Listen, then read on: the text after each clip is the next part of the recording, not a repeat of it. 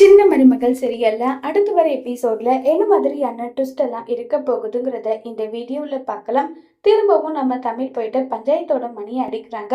பஞ்சாயத்தோட மணி சத்தம் கேட்டதுமே உடனே எல்லாருமே வராங்க. அந்த இடத்துக்கு சேது தமிழ்ச்செல்வி ரெண்டு பேருமே நின்றுட்டு இருக்காங்க. என்னம்மா தமிழ்ச்செல்வி, எதுக்காக வந்திருக்க? குழந்தைய மாத்திக்கிறதுக்காக வந்திருக்கீங்களா? இல்லையே, வார கடைசி கூட ஆகல, அதுக்குள்ள என்னம்மான்னு சொல்லிட்டு கேக்குறாங்க.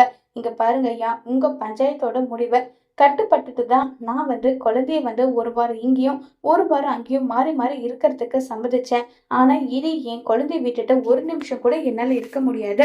என்னுடைய குழந்தை ரெண்டு பேரையும் நான் ஒன்னா பாத்துக்கணும்னு ஆசைப்படுறேன். அதனால தயவு செஞ்சு என் குழந்தைய அவங்க கிட்ட இருந்து வாங்கி கொடுங்கன்னு சொல்லி தமிழ் கேக்குறாங்க. அம்மாச்சி முறைச்சுக்கிட்டே நின்றுட்டு இருக்காங்க. ராஜாங்கத்துக்கு ஒண்ணுமே புரியல.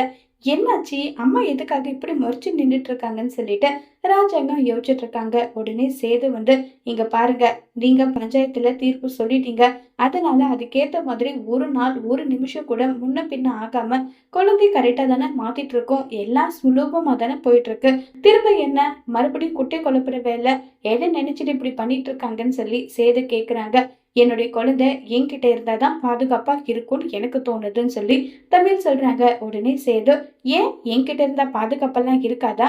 குழந்தைய நான் நல்லபடியா அவங்கள விட 100 மடங்கு நல்லபடியா நான் பாத்துக்கிறேன்னு சொல்லி சேது சொல்றாங்க. உடனே தமிழ்ச்செல்வி, நானு நேத்து குழந்தைய பாக்குறதுக்காக வீடியோ கால் பண்ணேன். அப்ப அவரு எங்க இருந்தாருன்னு கேளுங்க. குழந்தைய விட்டுட்டு நடுராத்திரியில புது பொண்டாட்டி கூட சுத்திக்கிட்டு இருக்காரு. அப்படி இருக்கிறவரு எதுக்காக என் குழந்தைய போய் பார்த்துப்பாரா?